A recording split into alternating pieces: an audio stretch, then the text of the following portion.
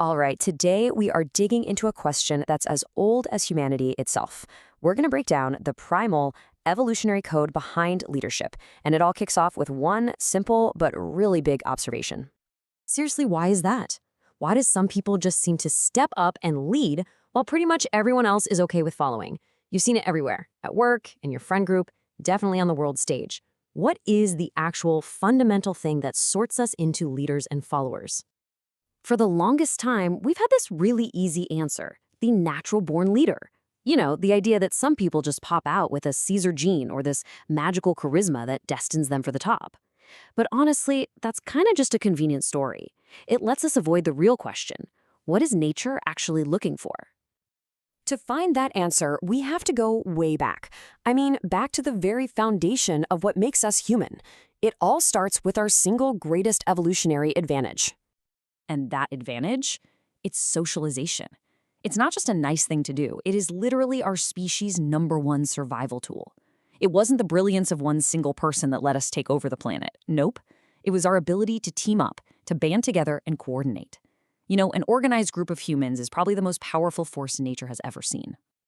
But here's the thing: a group can't just be a chaotic mob. It needs structure, it needs order. In sociology biology, they have a word for this natural sorting process: stratification. It's basically how we arrange ourselves onto a hierarchical ladder. It's how you turn a crowd into an actual effective team. And what's so wild about this is just how critical hierarchy is. I love this analogy. A group of all leaders, all Batmans, is just doomed to fail. It illustrates this deep, hardwired evolutionary truth. For a group to work, to survive, there has to be a clear command structure. The groups that figure this out simply beat the ones that didn't. Okay, so if we need a hierarchy, if we need a Batman, how does nature decide who gets the cape? What's the actual metric it's using to rank us?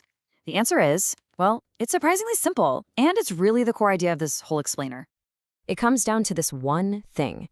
The sole instinctual driver of leadership is a heightened willingness to take risks. That's it.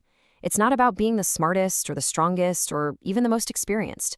At a gut level, it is an individual's demonstrated tolerance for risk that signals to the rest of us, hey, this person is fit to lead.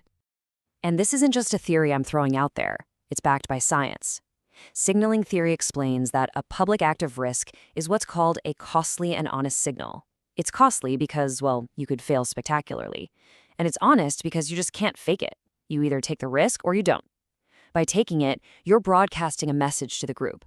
I am so confident in myself that I will put my own neck on the line. Just think back to the playground. Who was in charge? It probably wasn't the kid getting perfect grades, right? It was the troublemaker, the one who wasn't afraid to break the rules, maybe challenge the teacher or start the games. They were constantly putting themselves out there, demonstrating a high tolerance for social risk, and we all just sort of instinctively knew that was a leadership signal. And hey, this isn't just kid stuff. This exact same pattern plays out over and over and over again with some of the most famous leaders in history, all the way from ancient Rome right up to Silicon Valley today. This pattern is basically the definition of leadership. Julius Caesar became the undisputed master of Rome the second he crossed the Rubicon. That was an all-or-nothing, I win or I die act of treason. Napoleon grabbed power by taking the mortal risk of overthrowing his own government.